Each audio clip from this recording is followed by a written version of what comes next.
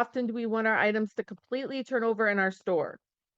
If we're part-time or this is just supplemental income, maybe that doesn't even really come into a factor. And you say, I can sit on it for 5 years and it's not a problem. Then it's not a problem for me either. But if it's a cash flow thing, then I would say we really should be turning over our stores quicker than later. Um, I think, and of course we'd all probably say this, 90-day turnover is would be optimal for most people. Is it reality for most of us? Not really, right? So I think 6 months turnover, at least for me in my category, is absolutely doable. So I really want no worse than a 6 month turnaround time on my items. So I really try to make sure they all get shoved out.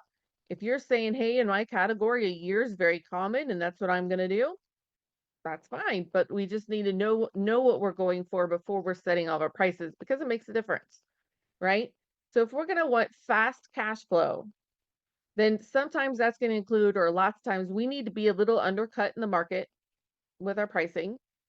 And we also need to be willing to, um, we're not overshooting our prices just to think that maybe we could get it someday, I guess is the easy way to put that.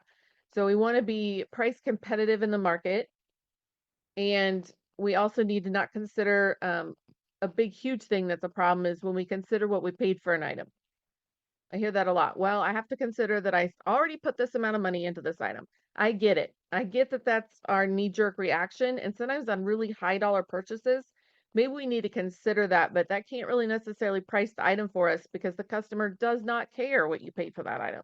You overpaid for the item, too bad, so sad. Your money was made on the buy and you screwed up.